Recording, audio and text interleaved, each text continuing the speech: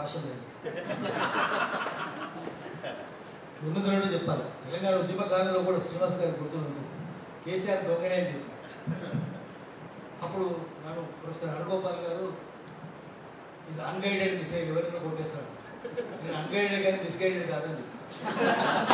మీరు అందరూ మిస్గైడెడ్, మీరు అన్గైడెడ్. ఎందుకంటే గొప్పని నమ్ముకున్నారు. మాకు తెలిసి కేసీఆర్ దగ్గర నుంచి చూసినాం. నేను ఇన్నారెడ్డిని చూసినాం. మొట్టమొదటి ఇన్నారెడ్డిని మోసం చేసి వాళ్ళు అట్లే ఉంటారు. రాజకీయ నాయకులు అందరూ దొంగలే ఉంటారు. ఏ పార్టీ అయినా దొంగలే ఉంటారు. కాబట్టి మనం ఏం చేయాలి, పౌర సమాజం ఏం చేయాలి చెప్పాలి. అందరూ కేసీఆర్ అందరూ జైల్లో పెట్టింది. ఆమె నా మీద కూడా దాడి చేయించింది. సమ్మక్క సార్ మిమ్మల్ని ఇంట్లో తరిమేసింది. గంజరగం జైలు పెట్టించింది. తిరుమల అందరూ పెట్టించింది కదా. అట్లే ఉంటాడు. ఇప్పుడు కూడా అంతే. ఏముంటుంది తేడా ఏముంటుంది. పులి అయితే శాకాహారం కదా. ఏ పులి శాకాహారం ఉండదు. ఏ పార్టీ అయితే ఏ పార్టీ పులి అయినా మాంసాహారం. అయితే ఇప్పుడు తెలంగాణ వచ్చినాక అంటే మన క్లారిటీ ఉండాలి. రాజకీయ నాయకులు అట్లే ఉంటారు. పౌర సమాజం ఏం చేయాలి, మనమేం చేయాలి. అది లెక్క. రాజకీయాలు అట్లే ఉంటారు. పులి అట్లే ఉంటుంది. మనం ఏం చేయాలి. తుపాకీ తెస్తామా, ట్రాంక్యులైజర్ తెస్తామా, బోన్ తెస్తామా, కచ్చ వల తీసుకొస్తామా, తర్వాత కండకం తవ్వుతామా, ఏం తవ్వుతామో చూడాలి కదా. అది మనం చేయాల్సిన పని. మనం ఏం చేయాలి, ఉన్నది ఉన్నట్టు చెప్పాలి. ఇక్కడ తెలంగాణ ఏర్పడడానికి చేయాల్సింది ఏంటంటే సౌత్ ఆఫ్రికా గురించి చెప్పిండు. కానీ ఆఫ్రికాలో ఏం జరిగింది, యూరోప్ అక్కడ నాజీ తర్వాత ఏం జరిగింది, సెకండ్ వరల్డ్ వార్ తర్వాత న్యూరెంబర్గ్ ట్రయల్ చేసి తప్పుడు పనులు చేసిన వాళ్ళకి శిక్ష చేసింది. సౌత్ ఆఫ్రికాలో కూడా ట్రూత్ అండ్ రికన్సిలియేషన్ కమిషన్ చేసి ఎవరెవరు శ్వేతజాతి దురహంకారులు ఏమైనా తప్పులు చేసి వాళ్ళందరికీ శిక్ష చేసి. ఇక్కడ జరగలే కదా, అక్కడే చేశారు కదా. సౌత్ ఆఫ్రికాలో కూడా చేశారు. ట్రూత్ అండ్ దాని పేరే truth and reconciliation commission. Black అంతా వెళ్ళిపోకపోవచ్చు, వేరే విషయం. కానీ రేపులు చేసిన వాళ్ళు, మర్డర్లు చేసిన వాళ్ళు వాళ్ళందరికీ శిక్ష చేశారు. ఇక్కడ అట్లాంటిది ఏమైనా జరిగిందా? జరగలేదు కదా. క్యాపిటల్ పంపించకపోవచ్చు, వేరే విషయం. మనం చెప్పాల్సింది ఏంటంటే కాంట్రాక్టర్ మెగా కృష్ణారెడ్డి జైలు పెట్టాలి. పెట్టినామా? అసలు మనం సివిల్ సొసైటీ చెప్పాల్సింది ఏంటంటే మీరు ఎట్లా కొట్టుకొని చూడండి. To restore eco system and to restore river water system. అమెరికాలో 2119 డ్యాములు కూల్చేసింది. అక్కడ కూల్చేస్తుంటే ఇక్కడ ఎందుకు కడుతున్నారు? యూరోపియన్ యూనియన్లో కూల్చేస్తున్నారు. అన్ని చోట్ల ఇక్కడ ఎందుకు కడుతున్నారు అంటే మెగా కృష్ణారెడ్డి కేసీఆర్ కుమ్మక్కయ్యాడు. ఆ మెగా కృష్ణారెడ్డితోటే రేవంత్ రెడ్డిలో కుమ్మక్కయ్యాడు. దొంగలు అందరూ కలిసే ఉంటారు. అప్పటికిప్పటికి ఏం తేడా ఉండదు, ఒకటే ఉంటుంది. ఇప్పుడు మనం చూద్దాం తెలంగాణ వచ్చినాక ఏం బాగుపడింది. ఒక్క ఖమ్మం జిల్లా వెళ్దాం అనవుతాయి. మొత్తం విద్యా సంస్థలు, ఆసుపత్రులు ఒక్క గోపీనాథం తప్పిస్తే అన్నీ ఆంధ్రుడే. మంత్రులంతా తెలంగాణ ఉత్తరంలోనే. ఆ బట్టిబాజీ మంత్రి తెలంగాణ ఉత్తరే అన్నాడు. నాకు కృష్ణా జిల్లా అని చెప్పుకున్నాడు ఆయన. మళ్ళీ అంటున్నాము తమ్ముడు కదా బట్టిబాజీ. ఆయన పేరు బట్టి విక్రమార్క. బట్టిబాజీ అంటున్నాడు. బట్టిబాజీ కాదు, బట్టిబాజీ. ఆయన తుమ్మల నాగేశ్వరరావు చంద్రబాబు మనిషి. ఈయన వైఎస్ఆర్సీపీ పొంగులేటి. ఆయన తెలంగాణ ఉత్తరం. ముగ్గురు తెలంగాణ ఉత్తరం. వాళ్ళే మంత్రులు. ఆసుపత్రులన్నీ వాళ్ళే, ఆంధ్ర వాళ్ళే. పాఠశాలన్నీ, కాలేజీలన్నీ అన్ని వాళ్ళే. మొత్తం రాజకీయ నాయకులందరూ వాళ్ళే. తెలంగాణ ఉత్తరంలో ఒకరు కాదు. అదే పరిస్థితి హైదరాబాద్లో కూడా. ఏం తెలియలేదు, అంతా వాళ్ళే ఉన్నారు, దొంగలే ఉన్నారు. మనం ఏం చేయాలి, పౌర సమాజం ఏం చేయాలి? మనం పెట్టకపోతే గల్లాబట్టి అడగాలి రేవంత్ రెడ్డిని. ఇట్లా ఉంటుందని అనుకోదు. పులి శాకాహారం, పులి మాంసాహారే కదా అంటే పులిని ఏం చేస్తావో చెప్పాలి కదా, చంపాలి కదా, చెప్పాలి. పులి దొంగతనం మాంసాహారం చెప్పకుండా శాకాహారం చెప్తే ఎట్లా? గట్టిగా చెప్పాలి. దొంగలే ఉంటారు రాజకీయ నాయకులు, లఫంగలే ఉంటారు. హైదరాబాద్లో చెప్తారు సియాసత్ కా మానే చోర్ బద్మాషోకి బారాత్. దొంగలు దుర్మార్గుల ఊరేగిపోయి. కాబట్టి ఎవరిని క్షమించవు. అది ఏ పార్టీ ఉన్నా కానీ. కాశం యాదవ్ ముఖ్యమంత్రి అయితే కూడా గల్లాబట్టి కొట్టాలి, తప్పని చేస్తుంది. ఎవరిని వదిలిపెట్టరు. ఎందుకంటే మనం చెప్తాం, మనకి రాజకీయాలు ఎట్లుంటే చెప్తాం. స్టాండ్ స్టిల్ అగ్రిమెంట్ చేసుకున్నట్టున్నారు. నిజాం పోయినాక పోలీస్ యాక్షన్ తర్వాత మేమైతే సెప్టెంబర్ 17 శ్రీనివాస్ గారు కూడా రమ్మంటారు. విద్రోహమే చేద్దాం. ఎక్కడ విమోచనైంది, ఎక్కడ విలీనమైంది వచ్చి కానీ విద్రోహమే.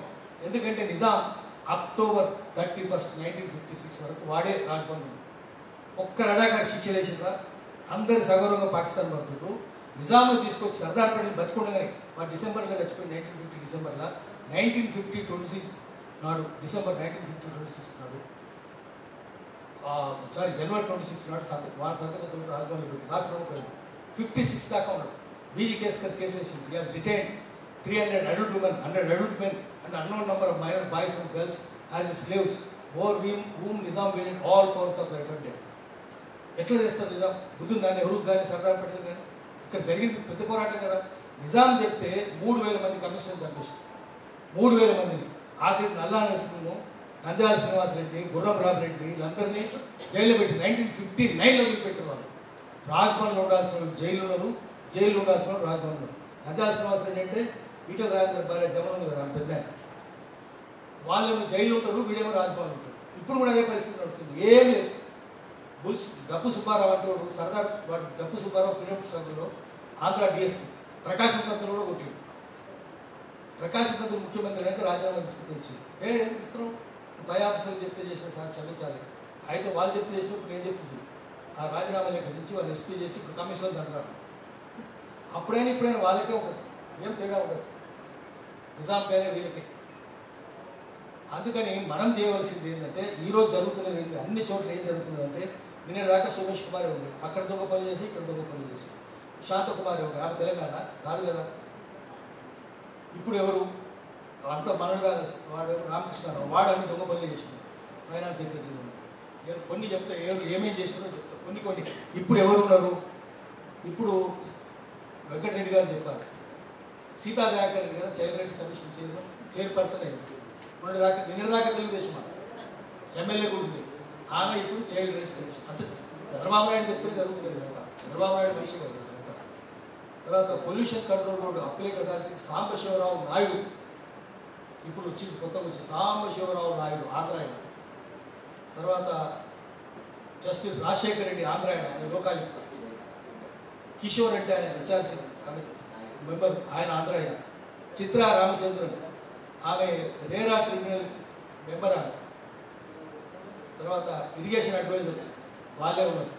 తర్వాత శివ ప్రవీణ, వందనా చంద్రన్, ఆయన అయితే వందనా చంద్రన్ అంటాము మహేష్ కుమార్ గౌడ్ చెల్లెలు అనుకుంది. శివ ప్రవీణ, శివాద్రి ప్రవీణ ఆమె హ్యూమన్ రైట్స్ కమిషన్ మెంబర్. ఆమె ఒక్కరు కాదు, మొత్తం వాళ్ళే సామమూర్తి ఒక్కరుగా అందరినీ వాళ్ళే తీసుకొచ్చి పెట్టారు. ఎందుకంటే ఈయనకి ఇన్స్ట్రక్షన్ చంద్రబాబు నాయుడు నుంచి వస్తున్నాయి. చంద్రబాబు నాయుడు చెప్పిన వాళ్ళు ఇప్పుడు ఆ హెచ్ఈసీ భూములు కూడా అదే, మళ్ళీ బిల్లిరావుకి ఇచ్చినట్లు లెక్క, ఇండైరెక్ట్గా బిల్లిరావుకి పోతుంది, ఏఐజీకి పోతుంది, మొత్తం వాళ్ళని తీసుకొచ్చి పెట్టింది. ఇప్పుడు మనం ఏం చేయాలి? స్టాటిస్టికల్ అగ్రిమెంట్ ఉన్నప్పుడు మనం ఏం చేయాలి? ఇది మనం గట్టిగా చేయాలి. ఒకటి కాదు, అన్ని చోట్ల సుందిల్లా, అన్నారం, మేడిగడ్డ అన్ని వాళ్ళే చేస్తారు. దీనికోసం మనము పౌర సమాజమే మేల్కొనాలి. పౌర సమాజం ఉన్నది చెప్పాలి. అప్పుడు ఇప్పుడు దొంగల రాజ్యం ఉందని చెప్పాలి. ఏం తేడా లేదు. నిజాం పోయినాక కూడా నిజామే 1956 వరకు ఉన్నాడు కదా. మళ్ళీ నెక్స్ట్ టైం మనం చెప్పడానికి కాంగ్రెస్ వాళ్ళు అట్లే చేస్తారు. సర్దార్ పటేల్ వాళ్ళు నియమించింది. అమిత్ షా వచ్చి చాలా గొప్ప మా సర్దార్ గుజరాత్లో చాలా ఏమొద్దు ఇక. అందుకనే ప్రాజెక్టులు కట్టుతుందని చెప్పాలి. ఆఖరి 2 లక్షల మంది ప్రాజెక్టులు కడుతుంది. పోలవరం ఆంధ్రలో కడుతున్నది, సెంట్రల్ గవర్నమెంట్ కడుతున్నది. 2.5 లక్షల మంది తెలంగాణలో ఆ 7 మండలాల్లో ఉండే కోయిలకోట నిర్వాసితులు అవుతున్నారు. ఏం లేదు. అందుకనే మనం గట్టిగా పూనుకోవాలి, ఉన్నది చెప్పాలి. దొంగల రాజ్యం ఉన్నది, మళ్ళీ తెలంగాణ ఉద్యమం చేయాలి. మాకెందుకు పరిశ్రమలు మూసేసింది, మళ్ళీ తెలిసింది ఎవడ? కేసీఆర్ తెలిసిందా? ఈయన తెలుస్తుందా? ఎవరు తెలియదు. కేసీఆర్ ఒక్కటి తెలియలేదు, ఎందుకంటే వాళ్ళకి అమ్ముడు పోయినలే. పైసామే పరమాత్మ, పైసా ఎక్కడ ఉంటే అక్కడ అమ్ముడు పోతారు. అన్ని రాజకీయ పార్టీలు అమ్ముడు పోతారు. కానీ పౌర సమాజం ఏం చేస్తుంది? మౌనంగా ఎందుకు కూర్చున్నది? పౌర సమాజం పట్టుకోవాలి కదా. వాడు లూటీ చేస్తున్నాడు, లాఠీ లేపాలి కదా. వాడు సందూకులు నింపుకుంటాడు. సందూకు అంటే నింపి పెట్టారు, సందూకు అనాలి దాన్ని. సందూకులు నింపుకుంటాడు, బందూకులు నింపుకోవాలి కదా. ఏమన్నా చేయాలి? ఉన్నది చెప్పాలి కదా, గట్టిగా చెప్పాలి కదా. మనం చెప్పాలి. మళ్ళీ తెలంగాణ ఉద్యమంలో ఎట్లా చేసినామో మళ్ళీ అట్లనే అందరూ మేల్కొల్పాలి. ఉత్తర చేయదు. ప్రాజెక్టు కట్టిన జైలు పెట్టమని చెప్పాలి. వెంకటరెడ్డి గారు తెలుసు ప్రాజెక్ట్ ఎట్లా కడతారు. ప్రాజెక్ట్ కట్టడం తప్పు కదా. పైసలు లేకపోవచ్చు, లేకపోతే కట్టుడే తప్పని ప్రకృతి అంతా చెప్తుంటే ప్రకృతికి న్యాయం కావాలి. ప్రపంచవ్యాప్తంగా యూరోపియన్ యూనియన్లో 1 కిలోమీటర్ వరకు 4 డ్యామ్లను 4 కూల్చేసారు. చదవండి మీరు, నెట్లో కూడా వస్తుంది. అమెరికాలో ఎన్ని కూల్చారు? 2119 డ్యామ్లు కూల్చేసారు. కట్టిన 78 నీళ్ళు తాగితే రోగాలు వస్తున్నాయి. ఈత కొడితే అది సి కేటగిరీ, అంటే స్నానం కూడా చేయడానికి వీలేదు. డి కేటగిరీ స్నానం చేసి తాగడానికి వీలేదు. ప్రాజెక్టులలో అన్నిట్లో 60-70 ఏళ్ళ నుంచి నీళ్ళు నిల్వ ఉంటే సి కేటగిరీ వాటర్ స్నానం కూడా చేయడానికి వీలేదని చెప్తుంటే సాల్మన్ ఫిష్ అంతా చచ్చిపోయింది. ఎందుకు చచ్చిపోయింది పరిచయం చేస్తే ఆ నీళ్ళు విషం ఉంది, అంటే బ్యాక్టీరియా ఉందని చెప్పారు. అన్ని ప్రాజెక్టులు వాళ్ళు కూల్చేసి ఇక్కడ ఎట్లా కడతారు? కట్టడానికి వీలేదు కదా. మనం చెప్పాలి, పౌర సమాజం చెప్పాలి, ఎట్లా కడతావు రా, నువ్వు కాంట్రాక్ట్ కంపెనీ పోయినావురా, రేవంత్ రెడ్డి కేసీఆర్ అని గట్టి గల్లా పెట్టి అడగాలి. అందుకని నేను చెప్పేది ఏమంటే మళ్ళీ తెలంగాణ ఉద్యమం రావాలి. నువ్వు మొదటి నుంచి చెప్తూనే ఉన్నావు, కేసీఆర్ ఇచ్చే తెలంగాణ కాదు వాడు దొంగ అని చెప్పినావు. చాలామంది మిగుడు పడలేదు నేను చెప్తుంటే, చాలామంది అదే ఇట్లా అంటే ఇప్పుడు తేలింది కదా. ఆ తర్వాత రేవంత్ రెడ్డి కూడా ముందే చెప్తున్నాం, మనం ముందే చెప్పాలి, రేపు జరగబోయేది ఇప్పుడు చెప్పాలి. అందుకని మిత్రులారా మళ్ళీ ఒక సంఘం పెట్టాలి, పెట్టి పౌర సమాజమే గట్టి కూర్చోవాలి. రాజకీయ నాయకులు నమ్ముకోదు, అన్ని రాజకీయ పార్టీలు కలిసి ఉన్నారు, ఎవరు నమ్మడానికే వీల్లేదు. వాళ్ళు కొట్లాడుకున్నా నడుస్తారు, అందరు కలిసి ఉంటారు, అందరికి పైసలు పుడతాయి, ప్రాజెక్టులు అన్నింటిలో పుడతాయి. కాబట్టి మనం చేయడానికి ఒక పూనుకొని మన మిత్రులే ఒక సంఘం పెడితే ఆ సంఘంలో మేము ఉండి పనిచేయడానికి సిద్ధంగా ఉంటామని పాటిస్తున్నాం. నమస్కారం. ధన్యవాదాలు సార్. వాషం యాదవ్ సార్ మాటల్లో చాలా ఆవేదన ఉంది. నిజానికి ఒక లిస్టు కూడా రాసుకున్నాడు, ఏ రంగంలో ఎవరెవరిని అపాయింట్ చేసిర్రు అనే విషయం. ఇప్పుడు మనం చేయాల్సిన పని కూడా అదే, లెక్కలు తీయాలి. ఎక్కడెక్కడ ఎవరెవరిని మన కళ్ళు కప్పి జాగ్రత్తగా అపాయింట్ చేసుకుంటున్నారు అనే విషయం పట్ల మనం జాగ్రత్తగా ఉండాల్సినటువంటి అవసరం ఉంది. ఇట్లాగే చరిత్ర లెక్కలు తీస్తున్నటువంటి చరిత్ర పరిశోధకుడు అన్న డాక్టర్ సంగిశెట్టి శ్రీనివాస్ గారిని మీరు మాట్లాడాక మిగతా వాళ్ళని అట్లాగే చేస్తాం. డాక్టర్ సంగిశెట్టి శ్రీనివాస్ గారు తెలంగాణ చరిత్ర పరిశోధకులు, వారిని మాట్లాడాల్సింది కోరుతున్నాం.